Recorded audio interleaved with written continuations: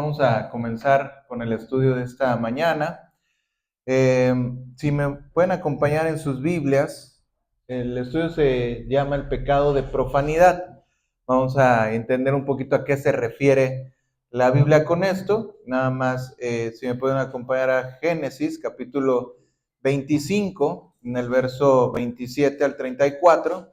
Vamos a estar leyendo y le recomiendo que tenga por ahí su Biblia. O sea, solamente tenemos en el proyector esta porción para irla desmenuzando poco a poquito, y como quiera vamos a ir a lo mejor a algún otro versículo y ya lo podemos ver a través de nuestras Biblias.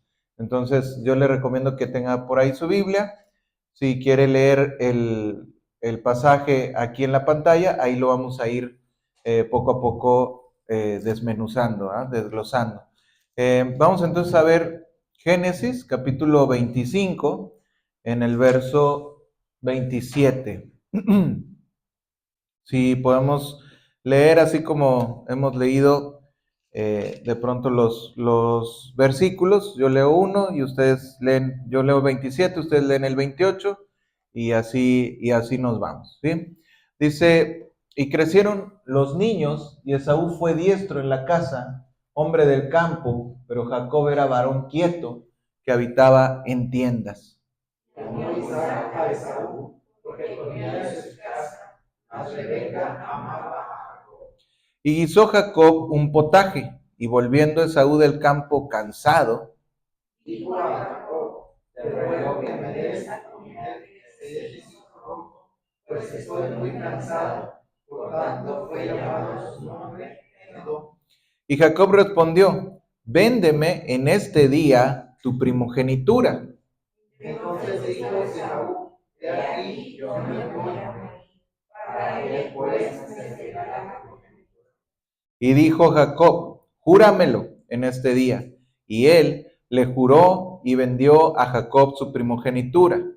Entonces Jacob dio a Esaú pan beneficiado desde entregas. Y él comió y bebió, y se levantó y se fue. Así menospreció Esaú la primogenitura. Muy bien. Vamos a orar, si gustan ponerse de pie para hacer una oración, pedirle a Dios que nos hable en esta mañana. Padre, te damos gracias, Señor, por tu palabra, por tu amor que nos manifiestas a través de los cantos que te alabamos, que entonamos en tu nombre. Y también, Señor, queremos en este día ponernos delante de tu presencia para escuchar tu palabra, Señor. Este mensaje es un mensaje de amor que tú nos mandas para nuestra vida, Señor. Queremos recibirlo y que tú apliques esta enseñanza a cada necesidad que traemos en este día, Señor. Gracias en el nombre poderoso de Jesús. Amén. Podemos tomar asiento.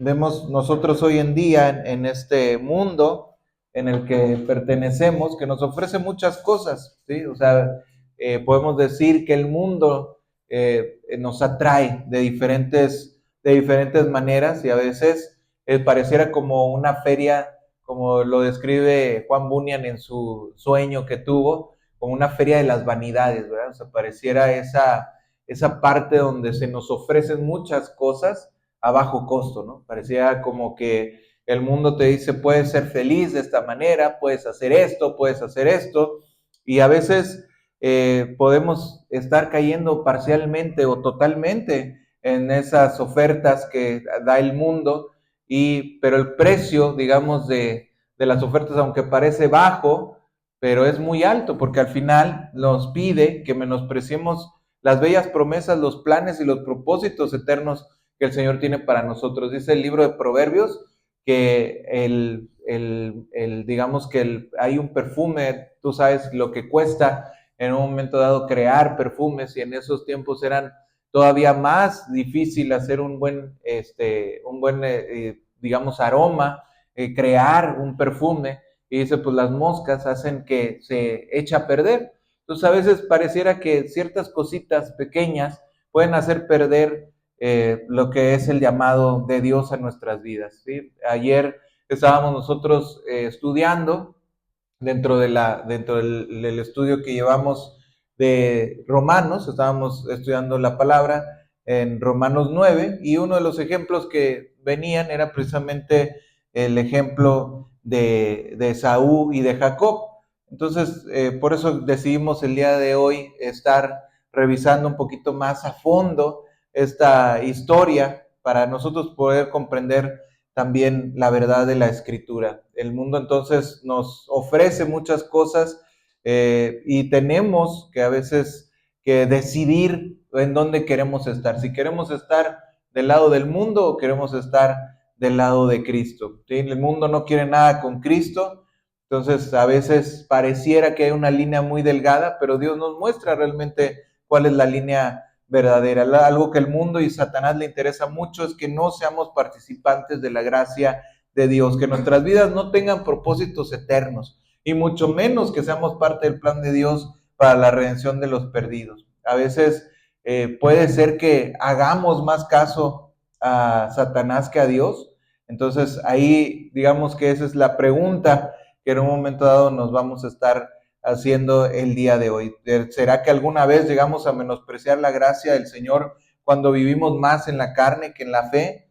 ¿Sí? ¿Significa qué, o más bien qué significa menospreciar las promesas eternas y la oportunidad de ser parte del plan de Dios? ¿Sí? Entonces, a veces nuestra vida la ponemos tanto énfasis en estas cosas que hay en el mundo y nos aferramos a lo que ven nuestros ojos que dejamos de ver lo eterno, dejamos de ver las promesas espirituales de Dios. Entonces, aquí en este capítulo 25 de Génesis, como un breve resumen, Abraham había recibido las promesas del Señor. O sea, comenzamos, por decirlo así, que Dios tiene un pacto con Abraham, de hecho se le ha llamado el pacto abrámico, y Dios le da la promesa a Abraham que había transmitido Abraham a Isaac, e Isaac ahora tenía que transmitirla a su hijo, pero Isaac tenía dos hijos.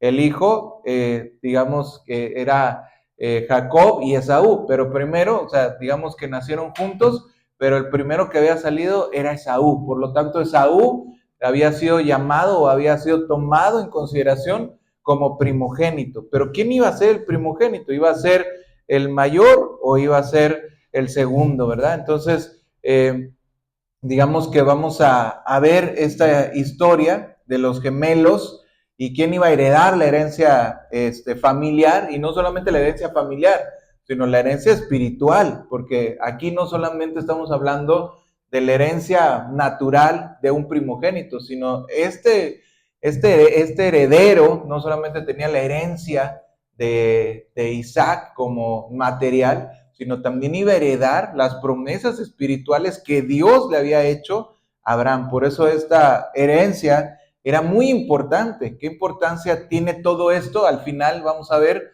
cómo podemos aplicar esto a nuestras vidas. O sea, ¿qué importancia tiene para mí el día de hoy el poder saber, digamos, en este caso, cómo se aplica a mi vida, ¿verdad? Eso es lo que vamos a estar estudiando con el favor de Dios. Entonces, dice nuestro primer versículo, verso 27, vamos a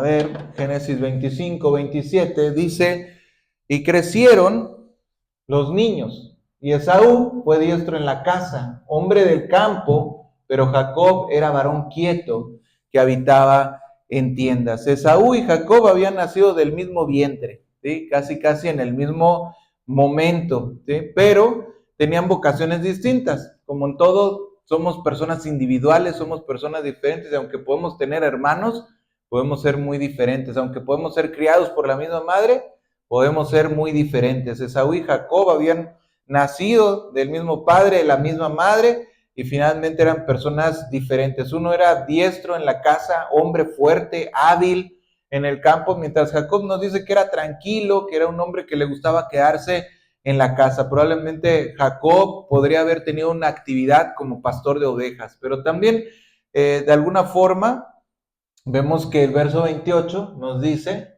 amó Isaac a Esaú, fíjate, amó Isaac a Esaú porque comía de su casa, mas Rebeca amaba a Jacob. Aquí vemos en inicio, en principio vemos un conflicto, ¿verdad? Porque aquí vemos que la casa estaba dividida, O sea, el papá tenía su preferido y la mamá tenía su preferido. Quizá, o sea, nos dice que Isaac amaba a su hijo primogénito porque por su vocación él permitía que su padre se alimentara bien. En cambio, Rebeca amaba más a Jacob. No se nos dice exactamente por qué amaba más a Jacob, pero probablemente también podemos pensar que podría ser por el amor desproporcionado de su padre hacia uno, pues a lo mejor Rebeca como mamá, pues hubiera dicho, bueno, pues yo adopto a este otro porque este es más hogareño, está más conmigo, lo veo más, es mi hijo consentido, ¿verdad?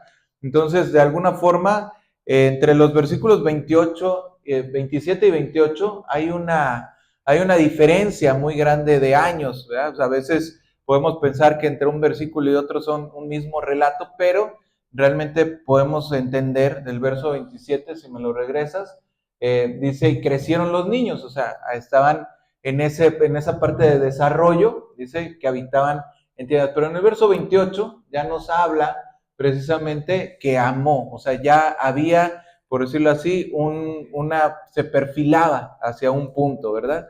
Entonces podríamos haber pensado que ya no eran pequeños en este versículo, sino ya habían crecido, ya eran mayores, ¿verdad? En el versículo 29 dice, y guisó Jacob un potaje, y volviendo Esaú del campo, cansado, dice verso 30, dijo a Jacob, te ruego que me des a comer de ese guiso rojo, pues estoy muy cansado. Por tanto fue llamado su nombre Edom. Edom significa rojo, ¿verdad? O sea, tanto marcó este episodio en la vida de ambos, que aún el nombre de Saúl fue cambiado por Edom, ¿sí? Que significa rojo, porque le dijo, te ruego que me des a comer de ese guiso rojo. Este versículo es el preludio de una situación crítica en la relación de los hermanos.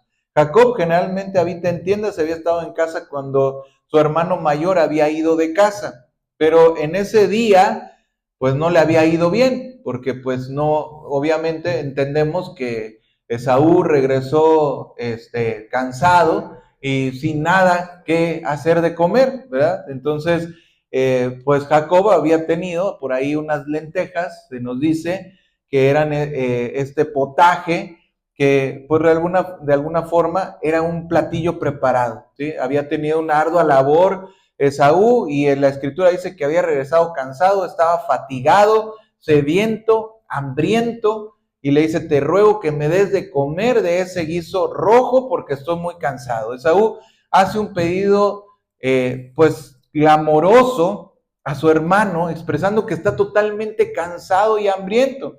Esaú es fuertemente atrapado, atraído por el plato que su hermano ha cocinado. Debió haber sido tanta la insistencia o la intensidad del pedido de aquel guiso rojo que luego Esaú sería llamado Edom, ¿sí? Entonces, hasta acá este versículo no parece describir ningún problema, no parece haber mayor situación, ¿sí? Pero todo se empieza a complicar en el siguiente versículo, verso 31.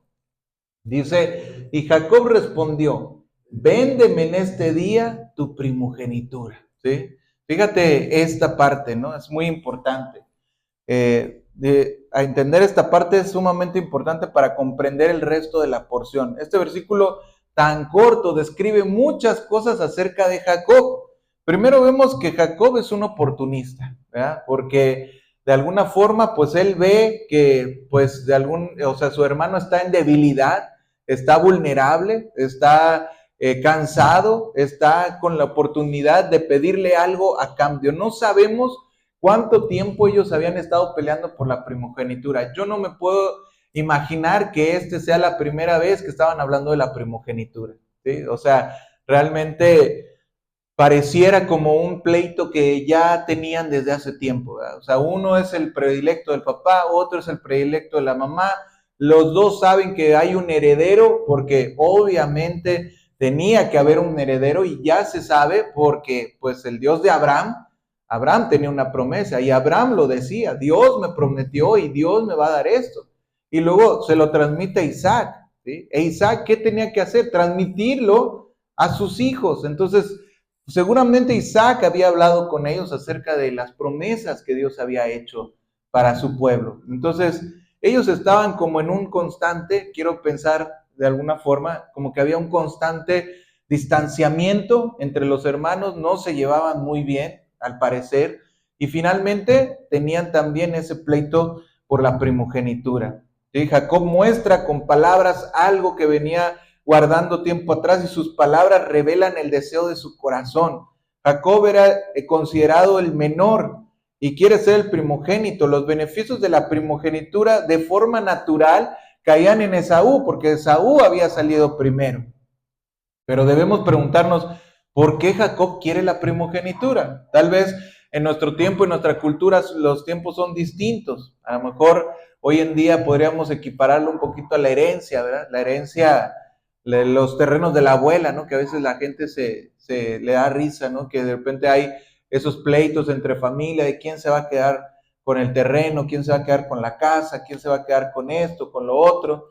Entonces, la primogenitura aquí tenía dos componentes esenciales para la familia de Isaac. En primer lugar, el componente externo, ¿sí? O sea, ser primogénito o hermano mayor quiere decir que estará por encima de toda la familia cuando el padre ya no esté. O sea, cuando Isaac muriera, el primogénito iba a ser el líder de toda la familia. Toda la familia, no solamente su propia familia, sino todo lo que tendría que ver con la descendencia de Isaac, iba a ser el titular, el número uno, el líder, ¿verdad? No solamente sería hermano mayor, sino ejercerá autoridad sobre todos los hermanos y sobre todas las cuestiones que tengan que ver con la administración del gobierno, de la casa y la familia. Por otro lado, también el mayor recibiría doble porción de herencia del padre. Cuando el padre repartía la herencia, contaba el número de hijos y sumaba uno al final. Por ejemplo, si tenía 3 hijos, partía la herencia en 4 y esa cuarta parte era para el hermano mayor. Entonces el hermano mayor recibía doble porción de herencia o bienes en beneficio de la primogenitura. O sea, por ejemplo, si Isaac tenía, pues no sé, 500 o 600 ganados, pues bueno, pues los tenían que dividir entre 3 y 2/3 partes tendrían que ser para Jacob, ¿verdad? O sea, y 1/3 parte solamente para Esaú. Entonces, ahí ya, o sea, por ejemplo, son 600, pues 200 del ganado son tuyos, 400 son míos, ¿verdad? También tenemos un componente interno que tiene que ver con algo todavía más precioso. La promesa realizada de Dios a Abraham consistía en heredar la tierra de Canaán, y esto debía recaer solamente sobre una descendencia o específicamente sobre uno de los hijos, ¿sí? O sea, Dios, Abraham, por ejemplo, había tenido a Ismael con la sierva Agar, y un día Sara, la esposa de Abraham, había visto cómo Ismael se burlaba de Isaac. Entonces Sara le dijo a Abraham, por ahí vamos a buscar en nuestra Biblia, ahí está atrasito, Génesis 21, estamos dentro de la misma historia. Génesis 21, en el verso 10, dice la palabra: por tanto, dijo Abraham, echa esta sierva y a su hijo, porque el hijo de esta sierva no ha de heredar con Isaac, mi hijo. Había 2 herederos por ser hijos, o sea, por decirlo así, Ismael e Isaac. Pero Ismael tuvo que irse lejos para no heredar con el hijo de la promesa, que era Isaac. Dios mismo había dicho a Abraham que acepte este pedido. En el verso 12 dice, si tú tienes ahí por ejemplo, esta Biblia que tengo aquí marca las promesas mesiánicas en rojo, y aquí este versículo está en rojo. Dice, entonces dijo Dios a Abraham, no te parezca grave a causa del muchacho y de tu sierva en todo lo que dijere Sara. Oye su voz, porque en Isaac te será llamada descendencia. O sea, Dios está, aquí la Biblia nos está enseñando que este versículo tiene que ver con el Mesías, tiene que ver con el pacto mesiánico. Y aquí dice, porque en Isaac te será llamada descendencia. Aquí está la promesa donde Dios le está diciendo a Abraham que de Isaac va a venir el Mesías. No solamente estamos hablando del heredero de Canaán, sino también estamos hablando del heredero, digamos, que va a tener en su simiente al Salvador del mundo, al Mesías, ¿verdad? O sea, eso es tremendo. Entonces, ahí nos dice que hay una herencia que es bastante cuidada porque venía de las promesas hechas de Dios a Abraham. Maravillosas promesas de formar un pueblo nuevo, de recibir una tierra de Canaán, de ser benditas en él todas las familias de la tierra, que significa guardar la línea mesiánica hasta la llegada de Cristo. Todo esto tenía que pasar por un solo hijo.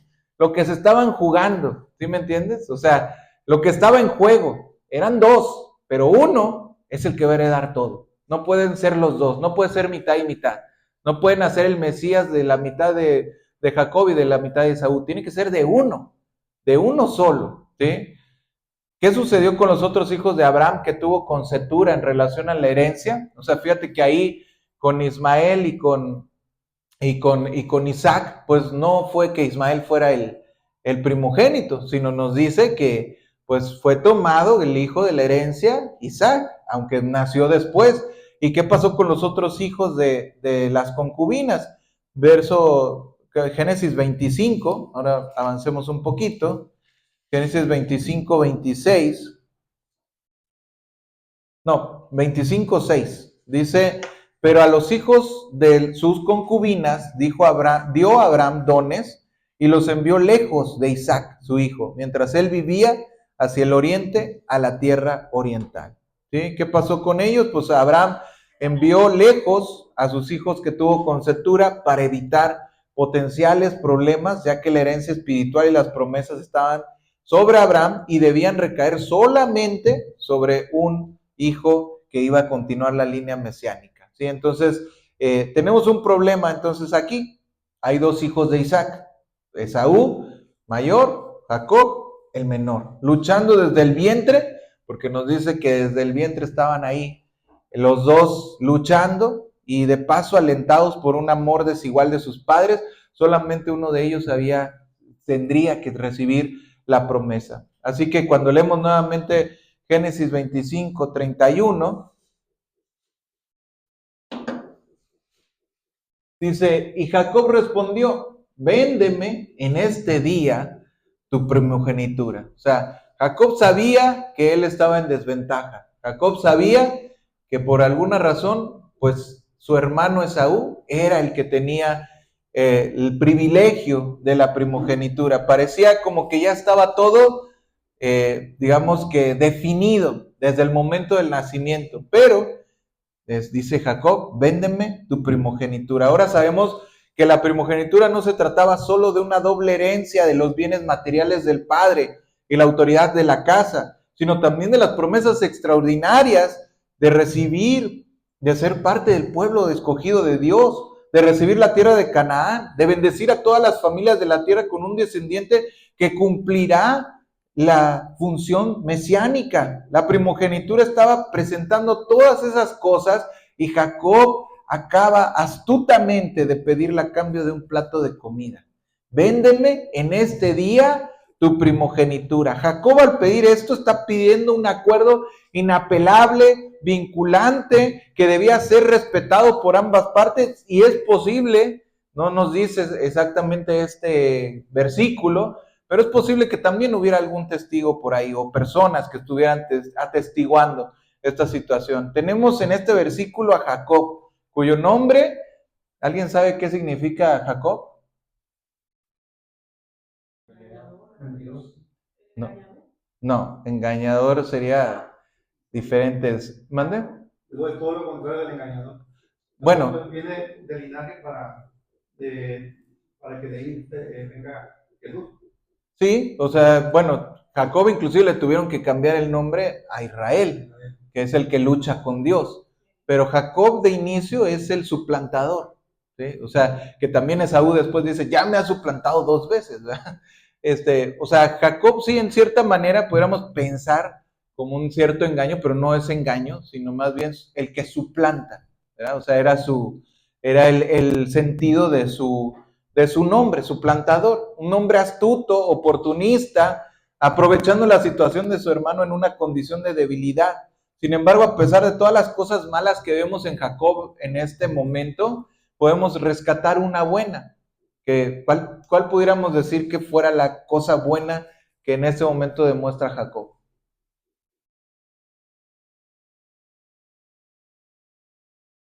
Le importaba la primogenitura. Exactamente. O sea, por lo menos a él sí le importaba la primogenitura, ¿sí? Es un hombre que sí está interesado en la herencia familiar, aunque su método es humano, oportunista, abusivo. Sus palabras reflejan un deseo de ser parte de esas promesas y un anhelo o sea, un deseo o por decirlo así, que lo está anhelando con todo su corazón, ¿sí? No se puede justificar la primera parte o los errores de Jacob. Inclusive Dios mismo no lo va a hacer. De hecho, Jacob afrontará la disciplina y situaciones trágicas donde recordará lo que acaba de hacer a su hermano cuando se encuentre en situaciones en el futuro. Inclusive cuando regresa a casa, Jacob tenía mucho miedo. Por eso precisamente se pelea con el ángel de Jehová, ¿verdad? O sea, porque se le aparece el ángel del Señor y empieza Jacob a pelear y le dice, bendíceme, porque tenía mucho miedo. Él pensaba, voy a regresar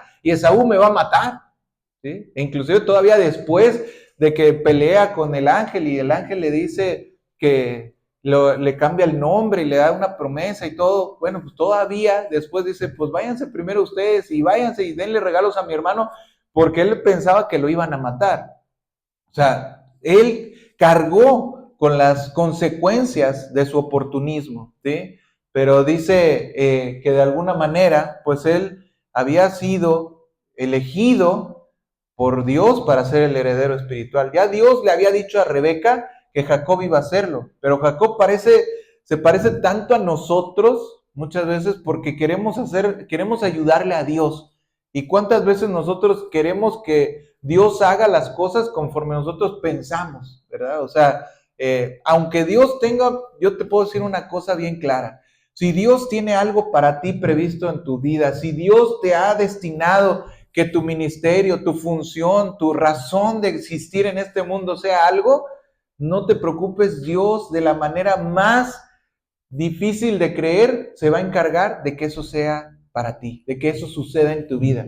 Pero si tú le quieres ayudar a Dios a que los propósitos de Dios se cumplan, quiero decirte, Dios no te necesita, nada más lo que hacemos muchas veces es complicar las cosas o incluso las podemos arruinar, ¿sí? En este caso, Jacob iba a complicar, en lugar de ayudar, iba a complicarse solito la vida, ¿verdad? O sea, queremos ayudarle a Dios, como Abraham, que recibió la promesa de Dios de te voy a dar un hijo, y oye, no llegaba el hijo, y no llegaba el hijo, y no llegaba el hijo, y me estoy haciendo viejo, y mi esposa ya no es fértil, pues ¿cómo le hago?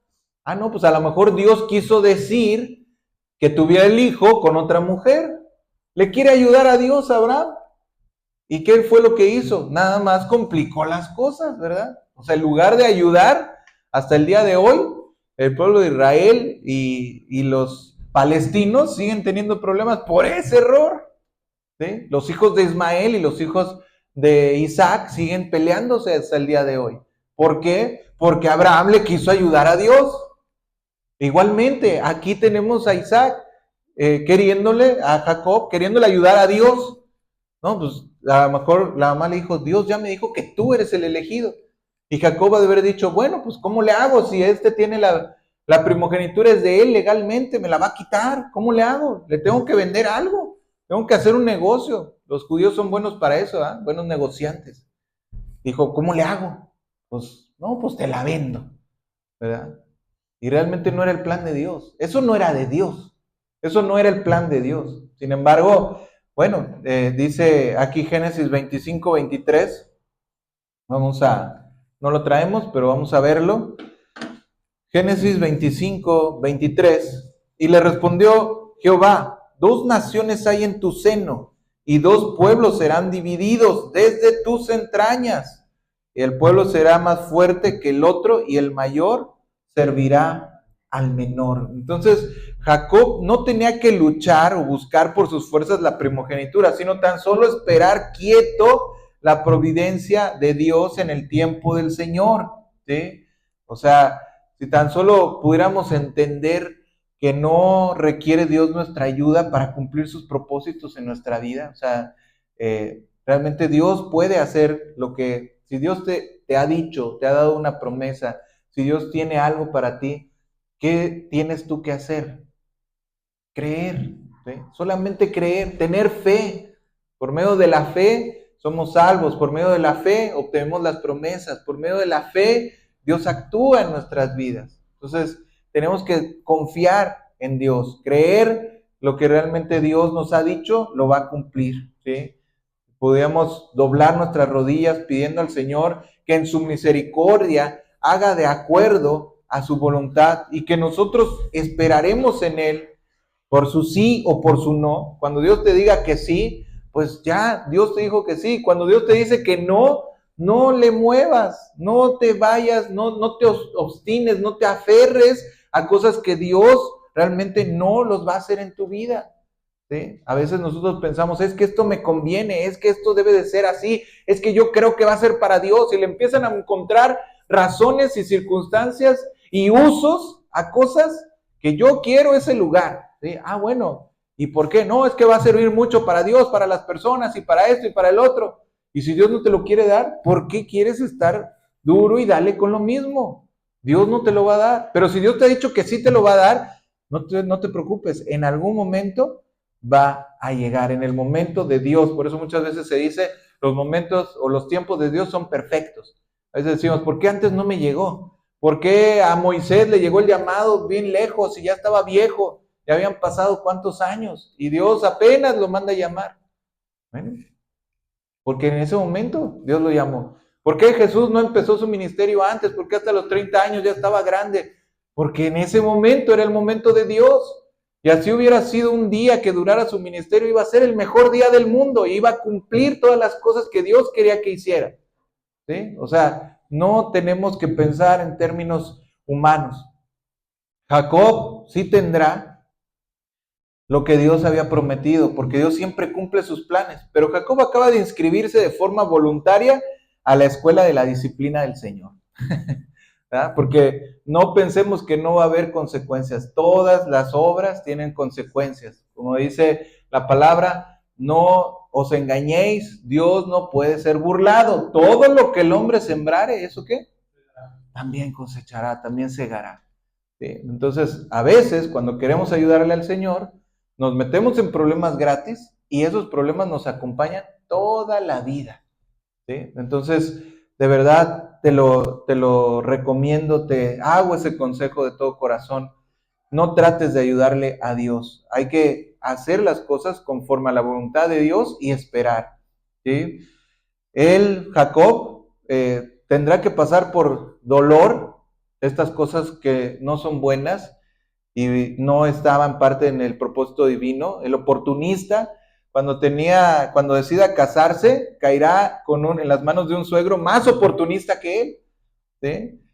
Que también caerá en las garras del dolor, del oportunismo, ¿sí? Cuando sus hijos también se deshagan de José, presentando la túnica con sangre y engañándolo, ¿verdad? Así como él también engañó a su padre haciéndose fingir por Esaú, porque acuérdate que él se pone unas pieles y pues como Esaú era velloso, agarra a Isaac, no veía, y agarra a Isaac el brazo y dice, ah, pues sí, pues es Esaú. O sea, miente también Jacob. Al final, él mintió y después le mintieron. Le mintieron sobre su esposa, le mintieron sobre su hijo José. Tiene que vivir con el dolor muchos años, recibiría su lección. La escritura continúa este relato entre los hermanos. Génesis 25:32. Entonces dijo Esaú, he aquí, yo me voy a morir. ¿Para qué pues me servirá la primogenitura? ¿Sí? O sea, dice aquí, este versículo, te puedo decir que es de los versículos más tristes que existen en la Biblia. ¿Sí? O sea, realmente es tan triste leer las palabras que expresa Esaú en este momento. He aquí, yo me voy a morir. ¿Para qué me servirá la primogenitura? Acabamos de ver todo lo que implicaba la primogenitura.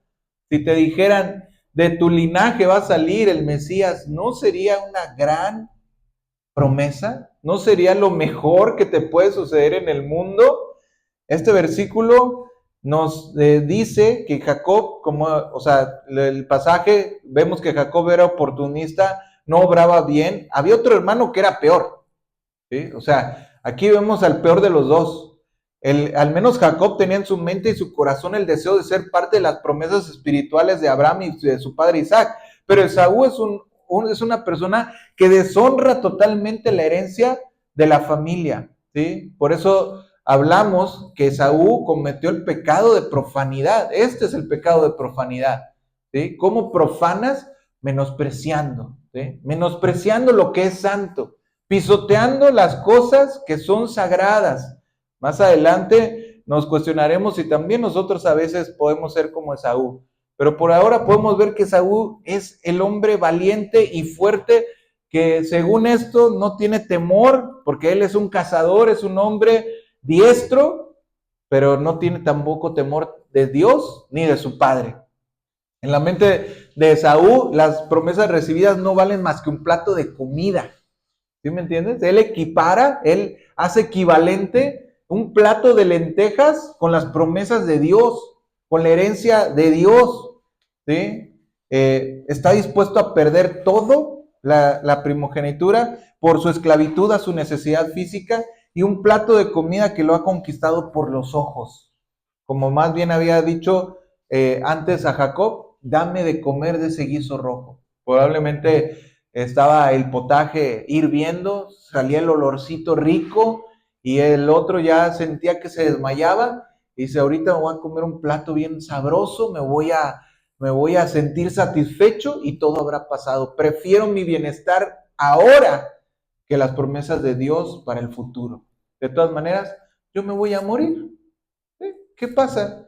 Ni siquiera lo voy a ver. Si van a heredar mis hijos una tierra, ¿a mí qué? Yo lo que quiero hoy es estar bien. Lo que quiero yo hoy es ser feliz. Lo que quiero yo hoy es tener abundancia. ¿Sí? Así se expresó Esaú. ¿Sí? Entonces es como si fuera, por decirlo así, dice, vamos a Hebreos 12, ahorita tú lo puedes buscar en tu Biblia, Hebreos 12, versos 16 y 17.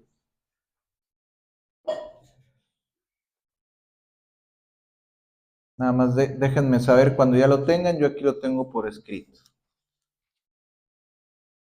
Hebreos 12, versos 16 y 17.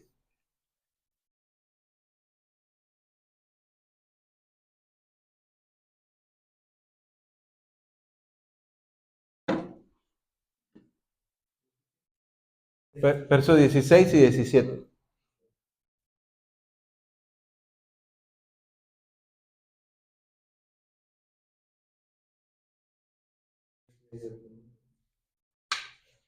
¿Lo tenemos? ¿Sí? Dice, no sea que haya algún fornicario o profano como Esaú, que por una sola comida vendió su primogenitura, porque ya sabéis que aún después, deseando heredar la bendición, fue desechado y no hubo oportunidad para el arrepentimiento, aunque la procuró con lágrimas. ¿Sí? Acuérdate que cuando él llega, después de que Jacob sale, porque dice Isaac, yo ya me voy a morir, los voy a bendecir. Entonces, recordemos que para ese momento, pues ya Esaú ya había vendido su primogenitura, o sea, ya estaba hecho, la maldición ya estaba sobre de él, ¿verdad? Pero, pues dice Isaac, yo ya me voy a morir, los quiero bendecir, vengan y, o sea, hagan, o sea, como que pues tenía que ir Esaú a hacerle algo de comer y lo iba a bendecir. Pero se adelanta Jacob y llega y finge ser Esaú. Y le da Isaac, en su creencia de que era Esaú su preferido, le da todas las bendiciones posibles, habidas y por haber. Y cuando llega Esaú dice, coma mi padre, ahora sí, le traje tu platillo favorito. Dice, oye, pues yo ya bendije a tu hermano, ¿verdad? O sea, yo ya bendije al primero que llegó, al primer Esaú que llegó, yo ya lo bendije y ya no se va a poder, o sea, esa bendición ya no se puede quitar. Entonces ahí Esaú llora amargamente y dice, pues, ¿qué me queda? Ya ahí como quiera, Isaac trata de darle alguna bendición. Le dice, bueno, pues algo, ¿verdad? Ahí te doy, pero pues ya estaba dado todo. Entonces, aunque él lo procuró con lágrimas, lamentó, lloró, ya no hubo oportunidad de dar marcha atrás. Esaú había profanado la primogenitura. ¿Será por eso que Dios en su conocimiento escogió previamente a Jacob y no a Esaú? ¿Será también por eso que dice la palabra, amé a Jacob y aborrecí a Esaú? Porque nos dice la palabra que así lo dijo Dios, ¿verdad? O sea, podría ser el conocimiento previo de lo que ya había en su corazón, porque Dios mira el corazón, Él no mira las cosas que están externas, sino Él mira el corazón. Podría ser esa la razón por la cual muchas personas luchan con esa pregunta, arman, desarman pensamientos, pero nosotros le tenemos que dar la gloria a Dios por sus decisiones, por su soberanía, y descansaremos confiando en su voluntad y en que Dios realmente sabe lo mejor para nosotros. Pero desde el principio Dios ya tenía destinado que fuera Jacob. No se salieron las cosas de control. No es que Dios al final, se equivocó, pensaba que era Esaú y no. No, Dios desde el principio ya tenía pensado que era Jacob el primogénito. ¿Sí? Vemos el verso 33, verso Génesis 25, 33. Dice, y dijo Jacob, júramelo en este día. Y él le juró y vendió a Jacob su primogenitura. ¿Sí? Jacob no pierde el tiempo y ante la debilidad de su hermano le pide que jure que él renunciaba a su herencia especial. La respuesta de Esaú confirma su desprecio en las promesas recibidas. ¿Sí? Como la escritura lo señala, vendió a Jacob su primogenitura. ¿Sí? El verso 34 dice, entonces Jacob dio a Esaú pan y del guisado y de las lentejas, y él comió y bebió y se levantó y se fue. Así menospreció Esaú la primogenitura. O sea, comió todo lo que quiso, lo saboreó, lo degustó, se sació, pero dice la palabra, menospreció. ¿Sí? El Dios lo tomó como es, como un menosprecio a sus promesas. ¿Sí? Jacob había logrado sus propósitos, anhelaba tanto ser parte de esas promesas que había perdido el horizonte de cómo hacerlo. No necesitaba Dios la ayuda, ni los métodos humanos para elegir un descendiente. Dios ya tenía al elegido. Dios ya le había dicho quién era el elegido, olvidando que Dios es santo y llama a que nosotros seamos santos también. El trato había sido cerrado, Jacob da pan, guisado de lentejas a Esaú. La narrativa bíblica es simple y concreta, ¿sí? O sea, Esaú come, bebe, se levanta y se va. Tan simple como eso. Cualquier persona hubiera dicho, aquí no pasó nada. O sea, inmediatamente tú no ves las consecuencias. O sea, no es como que tú vayas a cometer un pecado de profanidad, seas un profano y de repente, me cae un rayo y me muero. Parece que no pasa nada, pero para Dios, en ese momento, las cosas, Él ya estaba en otro punto, ¿verdad? Meditemos entonces en la palabra, o sea, cómo la podemos aplicar a nuestra vida para terminar el estudio. En esta porción de la Escritura hay muchas aplicaciones para nuestra vida, sobre todo acerca del desprecio a la herencia espiritual del Señor. Todos nosotros tenemos realmente que tener esta advertencia, ¿no? Porque nos habla la palabra de Dios en un tono de advertencia. No sea que haya alguno que sea profano como Esaú, ¿verdad? O sea, tenemos que ser cuidadosos en esta parte. ¿Qué podemos aprender de Jacob? Número 1, que no esperar en el Señor va a llevarte al dolor. Haciendo cosas a tu manera vas a terminar con la disciplina correctiva del Señor. Aunque Dios tenga un propósito para tu vida, aunque Dios te dé una promesa y tú te jactes de que Dios me dio esta promesa, Dios va a cumplir esto en mi vida, Dios me dio este don, Dios me dio esto que yo voy a hacer, Dios me ha destinado, ok. Pero si tú haces algo que está fuera de la voluntad de Dios, no eres infalible. Aunque tengas un llamado de Dios, aunque tengas una promesa de Dios, si tú te sales del redil, Dios se va a encargar de darte las consecuencias de tus decisiones. ¿Sí?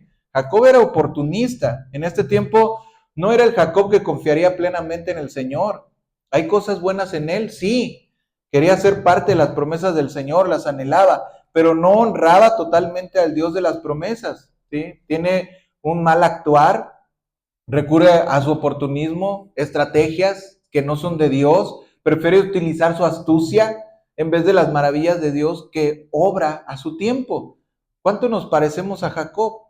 O sea, puedes notar que en tu vida puede haber episodios similares donde no hemos esperado lo suficiente el tiempo de Dios, ¿sí? Donde tenemos nuestros sueños, nuestros propósitos en la vida. A veces la palabra de Dios dice que Él pone en nosotros el querer como el hacer por su buena voluntad. Dios puede poner en ti una intención de hacer algo, porque Él quiere bendecir esa intención, pero también debemos de cuidar la parte donde nosotros tenemos intenciones egoístas o donde nuestras intenciones son malas. ¿Dónde nos damos cuenta que una intención es buena o mala?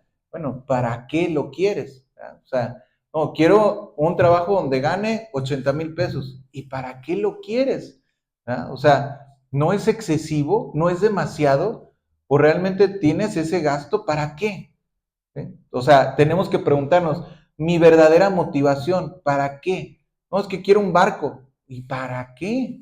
¿Verdad? O sea, ¿de qué te va a servir? No, es que quiero navegar por el mundo y llevar Biblias a toda la gente. No me suena muy realista, ¿verdad? O sea, no, es que quiero esto, a lo mejor pudiéramos decir, bueno, es que quiero yo una casa para que sea albergue. Ah, ok, puede ser, pero ya estás haciendo algo al respecto, ya tienes un ministerio al respecto. ¿A cuántas personas has recogido de la calle? ¿Ya los estás metiendo en tu casa? ¿Ya has sido hospedador? No, nunca he hecho nada de eso, pero quiero una casa. Bueno, entonces a lo mejor no es tanto ese sentido, ¿verdad? O sea, tendríamos que ser muy puntuales o realistas en las cosas que nosotros queremos hacer para Dios. Si realmente queremos hacer algo para Dios, tenemos que revisar muy bien qué motivaciones tenemos. ¿Ya? ¿Cuántos cristianos se han manchado con pecado, con métodos de astucia para obtener un trabajo, un ascenso, para ganar una posición, para hacer un negocio, un emprendimiento? Métodos y formas que no son transparentes a los ojos de Dios. A veces pensamos, si no hago esto de esta forma, no voy a prosperar. ¿Sí? Si no hago esto ilegal, no me va a salir el negocio. Entonces, ¿es bueno o es malo? ¿Piensas que haciendo esas cosas va a ser bueno? Porque al final de cuentas tu fin es bueno, como Maquiavelo. Digamos que, ¿cómo era la frase de que los medios, exacto, el fin justifica los medios? O sea, si yo tengo un buen fin, o sea, yo quiero darle de comer a las personas pobres, entonces voy a robar a los ricos, el Robin Hood, ¿no? Voy a robarle a los ricos para dárselo a los pobres. Eso sería un fin maquiavélico. O sea, hago cosas malas, pero mi fin es bueno. ¿Ya? O sea, no, es que los niños están hambrientos o las personas están necesitadas y este tiene mucho, mejor se lo robo, ni siquiera se va a dar cuenta, tiene tanto que ni siquiera lo va a notar. No es justificado, ¿ya? O sea, no es bueno, no es algo bueno. Tenemos que siempre tener el método de Dios. O sea, Dios vence el mal con el bien, ¿sí? O sea, hay que tener mansedumbre, como hemos hablado, ¿verdad? O sea, dejemos al Señor encargarse de nuestro sustento, del pan de nuestra casa, de la vestimenta, de los ingresos, de la salud, de toda situación en nuestras vidas. Como me decían, también ayer o antier, más bien, me dio mucha pues compasión o me dolió en mi corazón escuchar a una persona que me decía en un transporte, íbamos platicando, tratando yo de predicarle, y esa persona me dice, no, es que yo tengo un vecino que es pollero, o sea, que cruza personas al otro lado ilegalmente, y me dice, no, es que la situación está difícil, porque te acuerdas de los haitianos. Y le dijo, no, que sí, sí me acuerdo. Bueno, es que ya dejaron de ir, pero ¿por qué? No, pues es que se supone, digo, obviamente todo esto es un rumor, no lo tengo yo confirmado, simplemente fue una plática ahí de transporte, ¿verdad? Pero decía él, bueno, es que me comentó mi amigo que ya no los estaban llevando, o sea, no los estaban cruzando, sino los estaban vendiendo.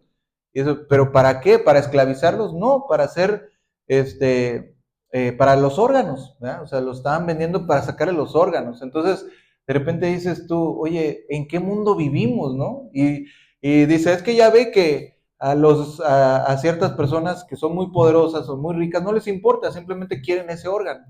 ¿No? Entonces imagínate que tú estás en el hospital o estás en una necesidad y dices, pues no voy a vivir si no tengo un pulmón, me voy a morir. Y la lista de espera está enorme, ¿verdad? Oye, pero llega alguien por ahí y te dice, pues yo te puedo conseguir uno, pero ¿cuánto ofreces? No, pues $100,000. Ah, ok, aquí te lo tengo. ¿De dónde salió? Ni preguntes, pero tú sabes de dónde salió. Tú sabes que ese órgano no te pertenece.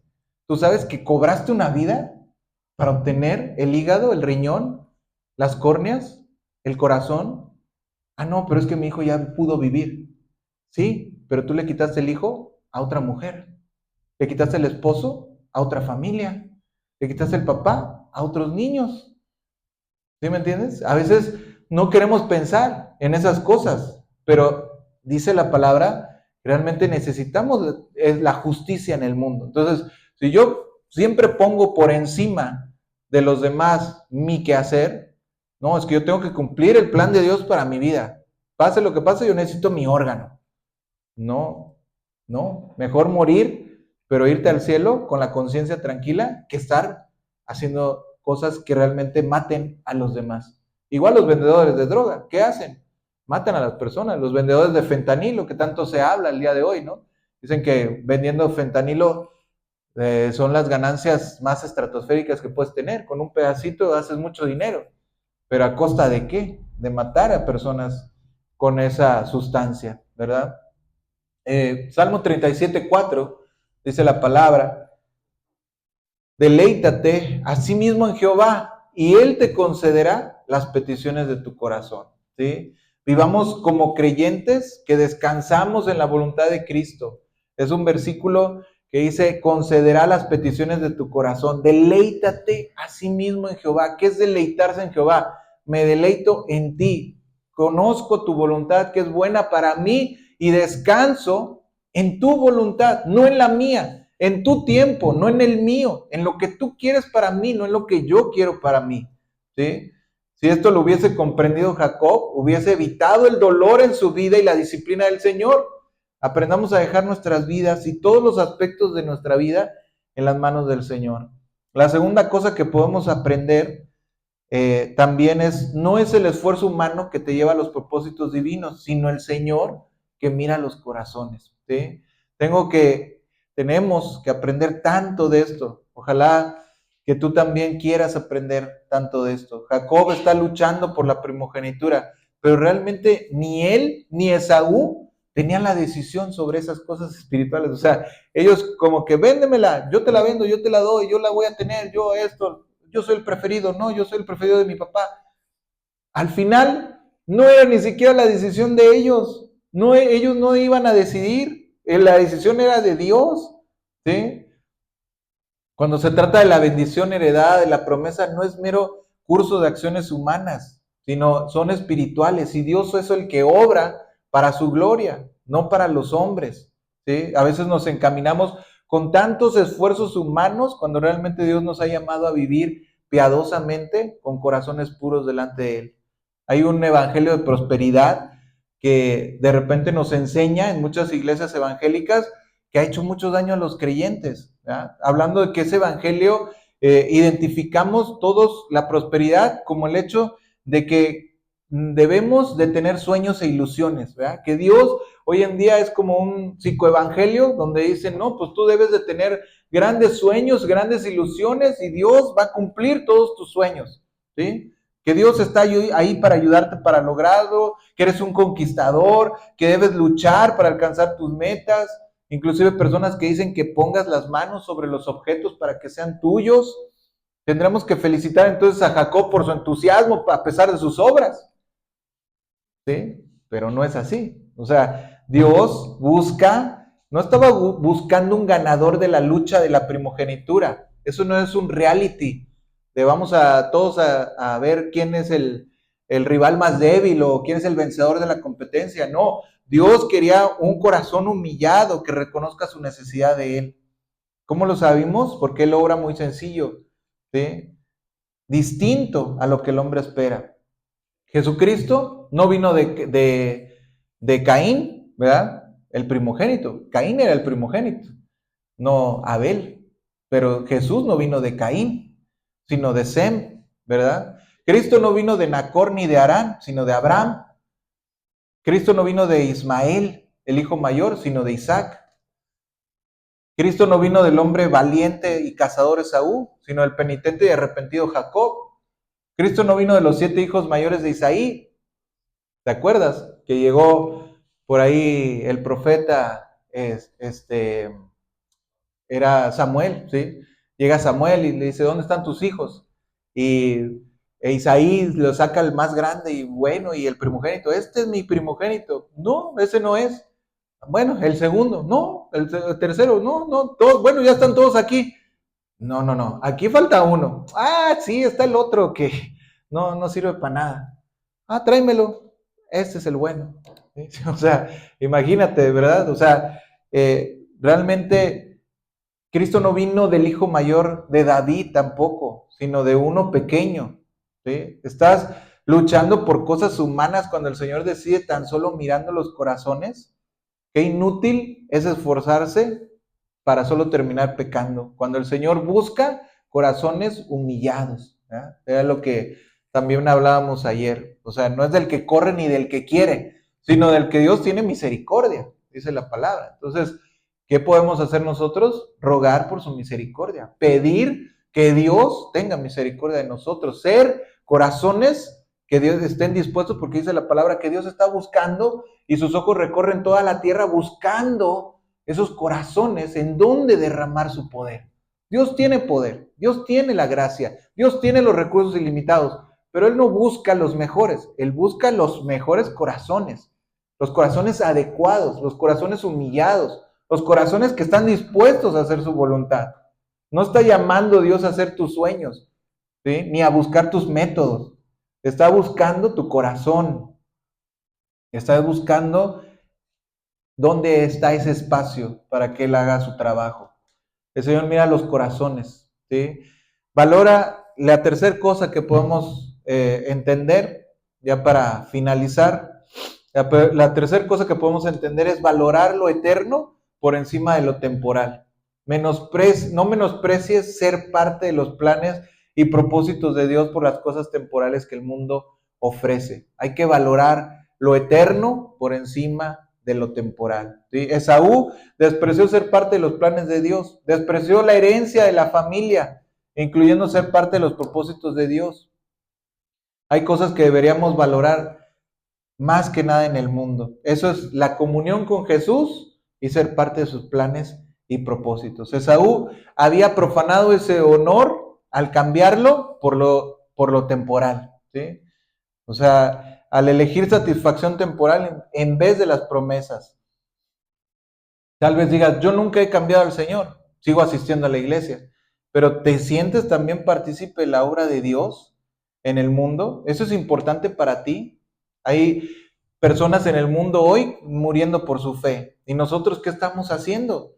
¿Te das cuenta de que a veces vivimos más para los propósitos del mundo que para los propósitos de Dios? Una manera de darte cuenta si estás participando en los propósitos del Señor es tu compromiso con el ministerio que Dios te ha encomendado.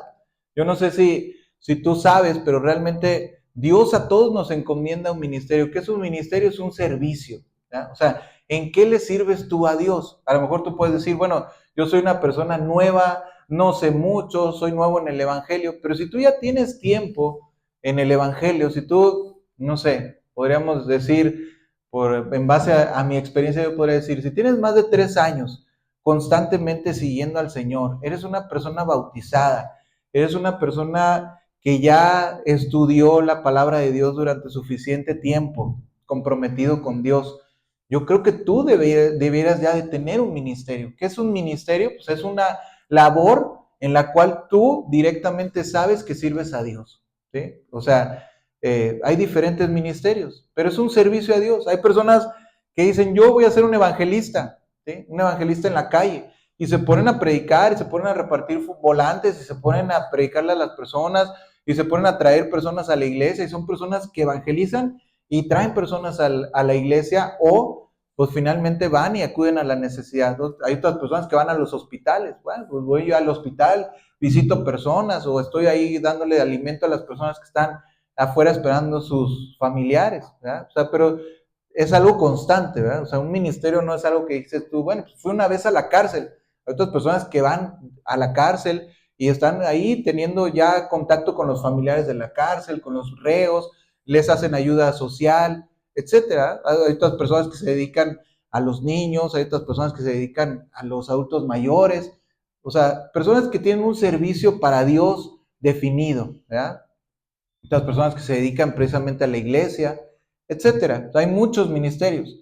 Pero realmente yo te diría, ¿realmente tienes un ministerio? ¿Realmente estás en algo para la iglesia? ¿O el 100% de mi tiempo, puro trabajo, puro trabajo, puro trabajo, puro trabajo? Me trabajo en mi casa, trabajo. Me trabajo en mi casa, trabajo. Entonces, en el conglomerado del porcentaje de tiempo, ¿cuánto le estoy dando a Dios? ¿Cuánto le estoy dando al servicio a Dios? ¿Y cuánto le estoy dando de servicio realmente a mí mismo? ¿Cuánto de mi ingreso realmente es para Dios? ¿Y cuánto de mi ingreso es realmente para mí mismo? ¿Sí? Podríamos decir, no, es que mi familia, sí, mi familia entra dentro de mí. ¿Cuánto le doy a los demás? ¿Cuánto estoy haciendo por otras personas? ¿Verdad? La bendición de Dios, tenemos que hacer los propósitos de Dios. Para experimentar la bendición, necesito hacer los propósitos de Dios. ¿Sí? Una manera de menospreciar la herencia del Señor es cuando todo tiene más importancia que las cosas espirituales. Necesitamos a veces renunciar a actividades de trabajo, deportes, fiestas, cumpleaños, reuniones de amigos, para no solo asistir a hacer una obra según los planes del Señor para el rescate de los perdidos, porque sabemos que esta vida es pasajera y hay una vida eterna que no podemos perderla. ¿Sí? Esaú vivía como si esta vida fuese todo, como si no hubiese planes ni promesas en la eternidad, así como tampoco un creador y soberano sustentando todo ello. Las promesas recibidas a Abraham e Isaac, él vivía solamente con los ojos para esta vida. ¿Sí? Dice Pablo, si los muertos no resucitan, comamos y bebamos, que mañana moriremos. ¿Verdad? O sea, si este mundo no hay más allá, pues entonces no importa, vamos a vivir aquí la buena vida, que al rato pues nos volvemos viejos y ya se nos termina el tiempo. ¿Verdad? Pero no, tenemos una vista en la eternidad y por eso trabajamos por las cosas eternas, por las cosas espirituales. ¿Verdad? Entonces no olvidemos a Cristo en la cruz. Él pagó el precio con su sangre para que no pensemos en lo efímero de esta vida, sino para que tengamos una eterna herencia y vivamos con los ojos puestos en ella. ¿Sí? Termino con 2 Corintios 4:18. No mirando nosotros las cosas que se ven, sino las que no se ven, pues las cosas que se ven son temporales, pero las que no se ven son eternas. Esaú puso sus ojos en las cosas visibles. Pongamos nosotros la mirada en las cosas invisibles. Amén. Vamos a orar. Si gustan ponerse de pie.